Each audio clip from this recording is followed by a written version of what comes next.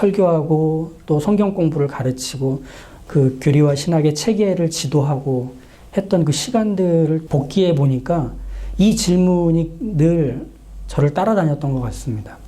아는 만큼 산다는 게 가능한가? 입니다. 쉽지 않은 질문이죠. 설교, 성경과 교리, 뭐 이런 걸 공부하고 또 듣고 배우는 것을 통해 우리에게서 일어나는 특별한 변화는 분명하죠. 하나님을 더 사랑하게 돼요. 더 믿을 수 있게 돼요. 동시에 그 하나님을 아는 것만큼 하나님을 인정하고 두려워하게 돼요. 겸손해진다는 거죠. 이건 성경을 배워갈수록, 교리를 알아갈수록, 설교를 들어갈수록 우리 안에 생기는 상당히 자연스러운 신앙 감정입니다. 절대적 존재이신 하나님을 알게 되기 때문에 그렇습니다. 어떤 현상이 아니라 본질을 보게 되기 때문에. 그런데도 하나님을 아는 것이 내 삶에 그렇게 크게 영향을 주고 심지어 내 삶을 바꿔내는 일들이 있는지, 그래서 그 바꿔진 채로 살아가는 경험들이 우리 안에 과연 얼마나 있는지를 따져본다면 그렇게 직접적으로 연결되어 있지 않은 것 같은, 그냥 아는 건 아는 거대로 끝나는 것 같고 사는 건 사는 것대로 그냥 흘러가는 것 같은 생각을 우리 자주 하게 돼요. 뭐 이런 거 아닙니까? 설교를 듣고 감동을 받았어요. 성경을 읽으면서 뭔가 큰 은혜와 자극이 있었어요. 그런데 생활 습관 하나 못 바꿔요. 감동을 받았다고 해도. 말버릇 하나 고치는 것도 어려워요. 은혜를 받았다 해도. 그리고 성경을 열심히 읽고 교리와 신학의 체계를 갖추고 그것을 끊임없이 키워나간다고 해도 마음속에 생기는 불안과 염려를 다스려 본다는 것은 다른 경험이 돼버려요. 그러다 보니 얼마만큼 알아야 하나님을 진짜로 안다고 할 수 있는지 점검하고 싶어져요. 그래서 뭐 성경 100번 정도 읽고 신학대학원 수준의 신학 공부 정도는 늘 하고 거기에 보태서 뭐 철학과 정치와 사회, 경제까지 두루 살필 줄 아는 노력까지 보태서 기독교적 세계관을 갖추게 되면, 그 안목을 갖게 되면 아는 만큼 확신하며 제대로 살아갈 수 있을 거라고 생각하게 돼요. 그런데 아는 만큼의 확신은 하나님을 아는 지식을 갖게 된 사람에게는 사실 오류를 발생시키기에 중요한 요인이 되곤 합니다. 이렇게 한번 보시죠. 하나님을 안다는 것 자체는 하나님을 모르던 사람의 삶을 살아가던 중에 찾아온 충격이에요. 마치 평생을 한 번도 본 적 없는, 태어날 때부터 시력이 없는 사람이 어느 순간 갑자기 시신경이 회복되면서 시력을 되찾게 되고 그 시력으로 세상을 보는 것과도 같은 일이 일어나는 게 하나님을 아는 것과 같은 충격이에요. 어두운 방에 불이 켜지듯 선명하고 또렷하게 무언가 보이기 시작하는 것. 이 눈이 기능을 하기 시작하기 때문에.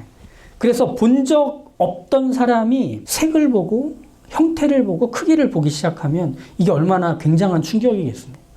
하나님을 알게 된다는 것이 마치 그렇게 불이 켜지는 것과 같아요. 그냥 똑같이 삶을 살다가 전혀 다른 것들을 드디어 보기 시작하는 일이 하나님을 알게 되는 것과 맞물려 있는 그런 놀라운 변화거든요.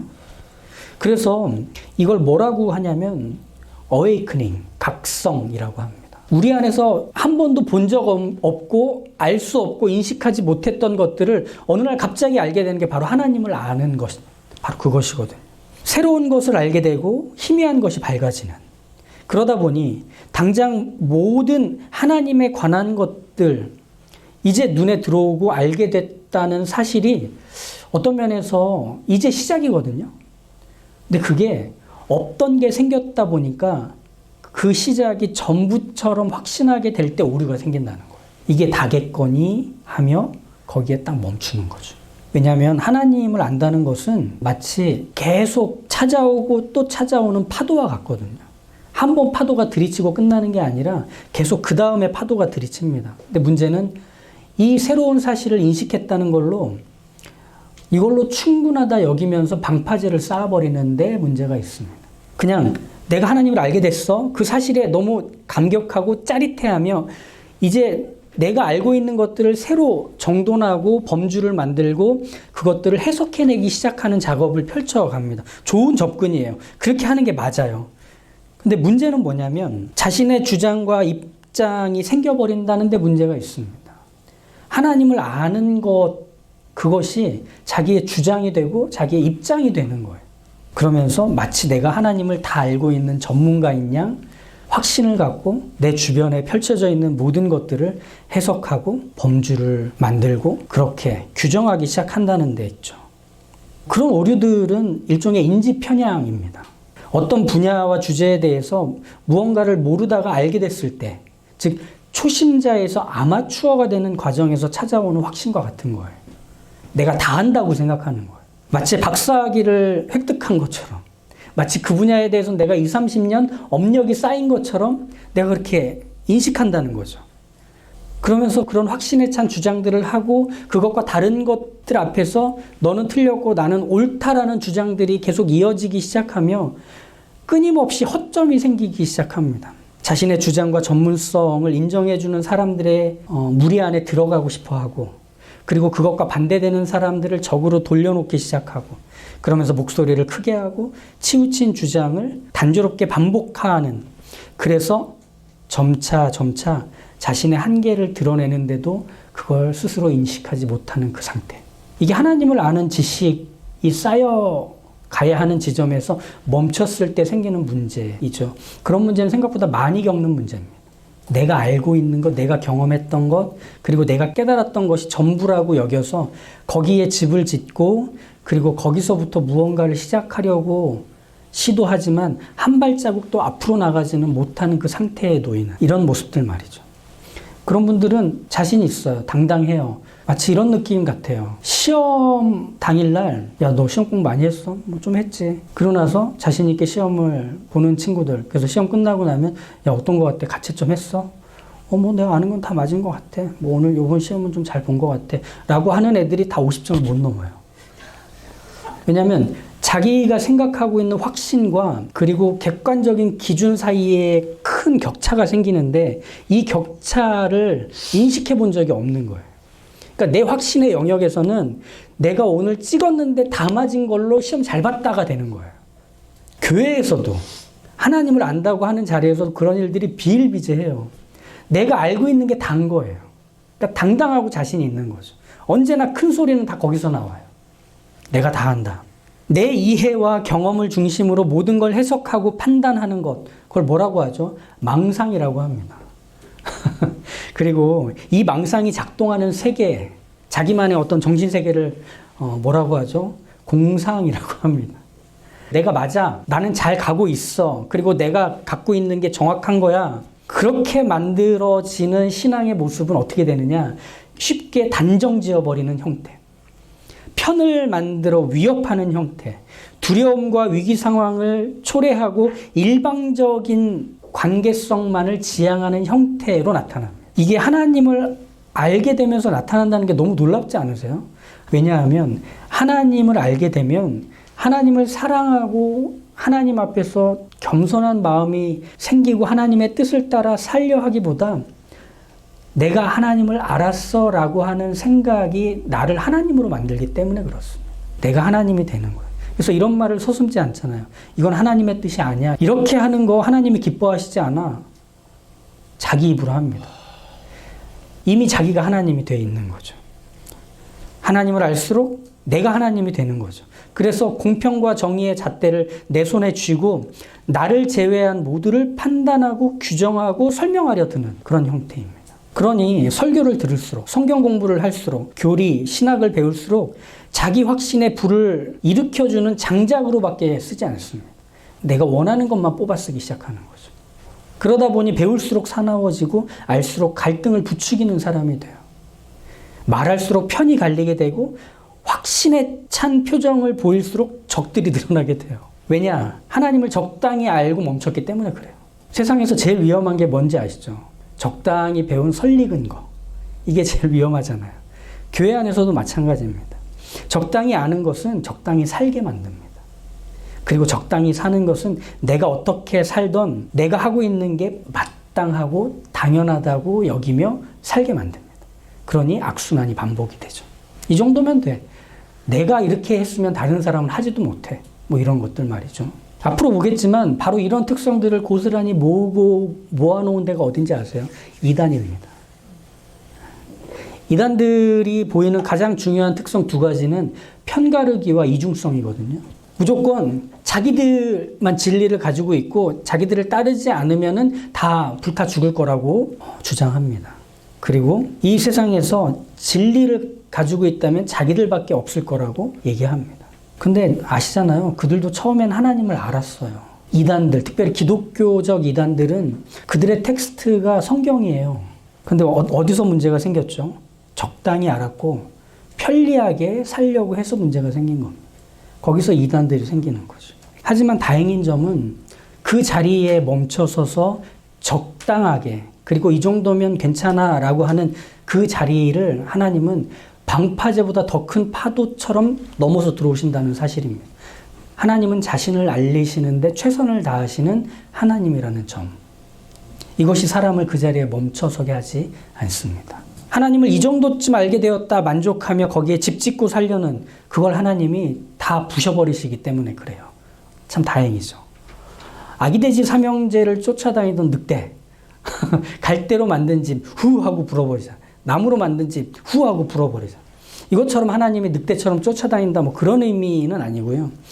하나님은 지금의 하나님을 아는 지식으로는 답을 삼을 수 없는 현실을 겪게 하시는 겁니다.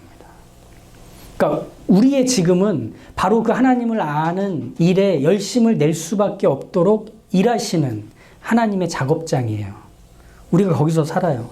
그러니 우리에게서 일어나는 많은 일들, 답 없는 일들, 질문밖에, 의문밖에 쏟아내지 못하는 그런 일들을 하나님이 겪게 허용하실 때 그건 그 일을 겪고 거기서 네가 절망하고 좌절해라, 끝나라, 그게 아니라 바로 그 일들 속에서도 하나님이 여전히 어떤 하나님이신가를 보여주시는 일에 최선을 다하고 있는 중이라는 뜻입니다.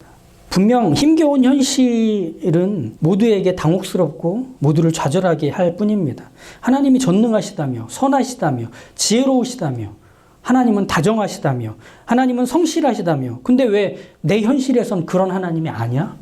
도대체 그 하나님은 어디 계신 거야? 의아해 할 때.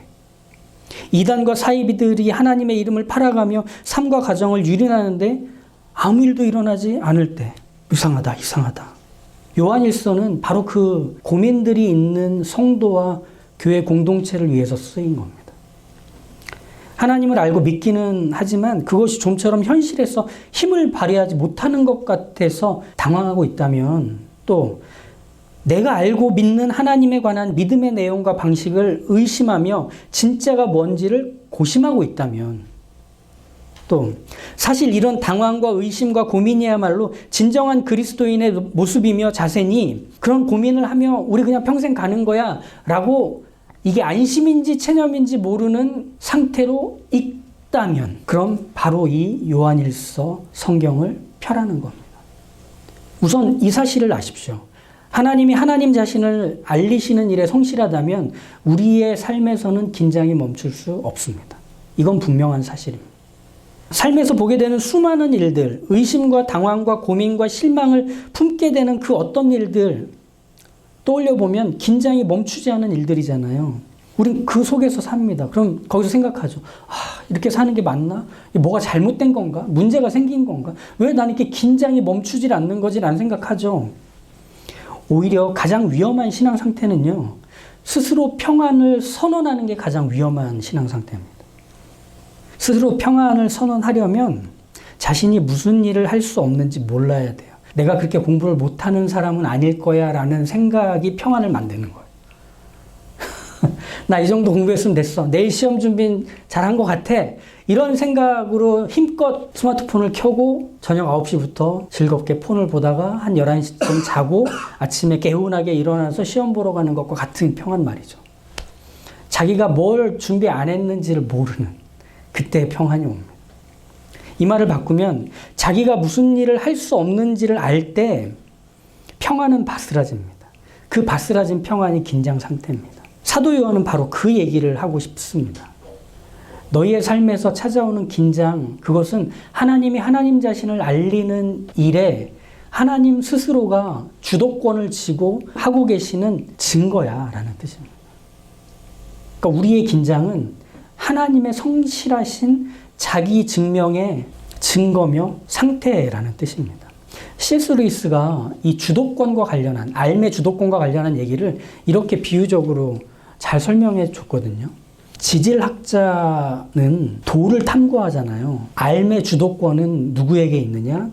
돌에게 있는 게 아니라 지질학자에게 있습니다. 왜? 돌은 그냥 거기에 있고 지질학자가 가서 연구해서 알아내면 되잖아요. 근데 동물학자는 어떨까요? 동물학자는 주도권이 많이 학자에게 가 있지만 동물에게도 좀 가 있어요. 왜일까요? 찾아내야 되잖아요. 얘가 막 어디를 이렇게 다니잖아요. 거기서 약간의 주도권이 동물에게 있습니다. 사람은 어떨까요? 사람이 사람을 안다고 할 때는 주도권이 양분이 됩니다. 서로가 서로를 알고 싶어 해야 되고 서로가 서로를 알아가기 위한 합의가 필요해요. 주도권이 서로에게 있죠. 그러면 하나님과 사람은 어떨까요? 주도권이 일방적으로 하나님께 가 있습니다. 하나님이 알려주지 않으시면 사람은 알 수가 없다. 바로 이 주도권이 하나님 자신을 알리시는 성실하심입니다.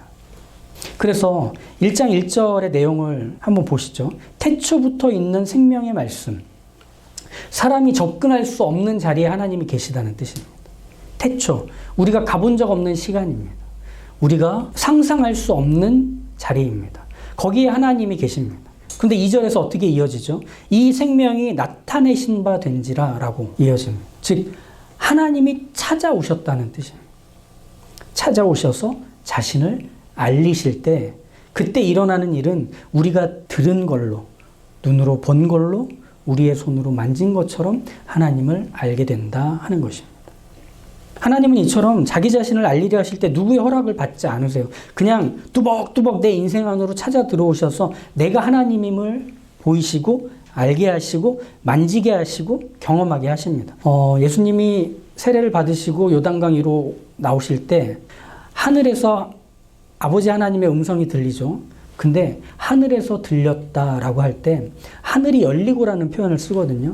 이 열렸다라는 표현은 헬라어 스키조, 즉 하늘을 찢고 그 땅에 있는 이들에게 말하기 시작하셨다는 뜻입니다. 하늘을 찢고 상당히 격정적인 단어를 사용하죠. 하나님이 우리를 향해 하나님 자신을 알리시는 모습입니다. 그저 나 잡아봐라가 아닙니다. 하나님이 달려오셔서 자신을 보이십니다. 그때 우리는 우리의 삶에 긴장이 일어나기 시작합니다. 모든 평온했던 것들에 들썩거리면서 거기에서 새로운 의미와 가치들이 있을 것이라는 걸 막연하게나마 의식하기 시작하고 그것들을 하나하나씩 점검하지 않고서는 한 걸음도 내디딜 수 없다는 걸 인정하게 돼요. 그러면서 새로운 해석과 설명들을 찾기에 목말라 하기 시작합니다. 그래서 성경을 펼치는 거예요. 그래서 설교를 들으려 하는 거고 책을 읽으려 하는 거예요.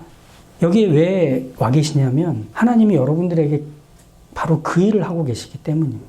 하나님이 누구신지를 알리시는 일이 삶의 긴장을 일으켜 여러분에게서 생긴 그 긴장을 어떻게 해결할 수 없어서 간판도 걸려있지 않은 이 교회에 와서 예배를 드리고 성경 공부를 하시려는 거잖아요. 하나님이 여러분을 들썩거려 놓기 때문에 그건 이제 계속되실 겁니다. 하나님을 아는 것이 우리의 삶에서 분명해지고 새로워지고 깊어지면 그게 늘어가면 늘어갈수록 더 하나님을 알려고 하고 더 하나님에 대한 지식을 채우려 하고 더 이 부분에서 하나님의 뜻과 계획이 무엇인지를 고민하고 골몰하는 일은 멈추질 않아요. 긴장이 끊이질 않는다는 뜻입니다. 마치 보지 못하던 사람이 눈이 떠져서 보게 된 이유를 사는 것 같이 그런 거예요. 저건 뭐야? 이건 뭐야? 아, 저게 빨간색이구나. 저게 태양이구나. 저게 그 내리는 비의 모양이었구나. 비가 내릴 때는 이런 구름과 이런 색깔이 되는구나. 이걸로 눈뜬 사람이 끝나나요? 아니요. 글을 배우기 시작하겠죠. 그리고 이제 일을 배우기 시작하겠죠. 그러면서 자신이 살아왔던 그 보지 못했던 세계로 다시 돌아가는 것이 아닌 이제 보게 된 사람이 된 후에 다른 사람이 살았던 그 삶들을 열심히 배우고 습득해서 자기만의 인생을 살아가는 그 다음을 살겠죠. 우리가 그 자리로 부름받은 것, 하나님을 알게 된다는 것은 바로 그것을 말하는 겁니다. 이제 이 요한 서신을 우리가 이제 읽기 시작할 겁니다. 거기서 우리는 바로 이 사실 앞에 부름받았음을 잊지 않으셨으면 좋겠습니다. 하나님을 알게 된 사람은 평생 쉴 시간이 없을 겁니다. 그런데 그게 가슴 뛰고 신나는 일이 될 겁니다. 이전에 정말 답답하고 곤란하고 억울했던 어떤 내 삶의 문제와 상황들을 어떻게 이해하고 받아들이며 다뤄야 하는지를 하나님을 알게 되는 것만큼 알아갈 수 있을 것이기에 그 경험들은 다음에 찾아오는 또 다른 일들도 기꺼이 끌어안을 수 있는 용기와 담대함을 줄 것이기에 그리고 그것이야말로 가장 큰 일을 할 수 있는 우리의 마음의 준비와 상태가 되기에 이제 그 물살 위에 여러분이 서게 됐습니다. 멈추면 물에 빠집니다.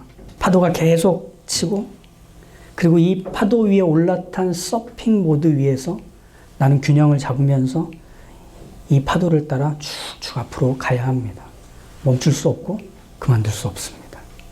하지만 그 파도를 타고 나면 찾아오는 그 말로 할 수 없는 것, 마치 제가 서핑을 탄 것처럼 얘기하지만 한 번도 탄 적은 없죠. 하지만 그 긴장 자체의 즐거움과 그 만족이 무엇인지를 아는 것이 우리의 신앙의 평생 안에 있을 것이기에 우린 그것을 잃지 않은 채로 갈 수 있습니다. 같이 한번 가보시죠. 기도하시죠. 하나님, 저희는 하나님을 아는 사람이 되었습니다.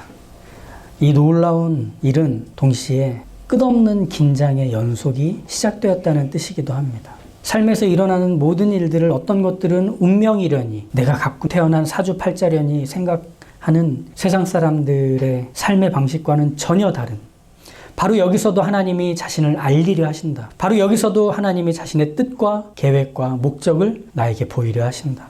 그러니 여기서 더욱 하나님을 알기를 힘쓰고 하나님을 보기를 힘쓰고 하나님을 찾아내기를 힘쓰자. 비록 그 긴장이 나를 불안하게 하고 불편하게 하고 떨리게 만들지언정 그 긴장이 쓸데없는 것이 아닌 그 긴장 속에서 나의 그 익숙하고 굳어진 것들이 깨어지고 새로운 것들이 피어오르는 일을 하나님이 하고 계시니 그걸 바라보자. 라는 소망과 기대 속에서 그 일을 기꺼이 기대하며 믿음으로 나선 하나님의 사람들 될 수 있도록 저희에게 하나님을 아는 매일매일을 살아갈 소망과 기대를 품게 하여 주시옵소서. 예수님의 이름으로 기도합니다. 아멘.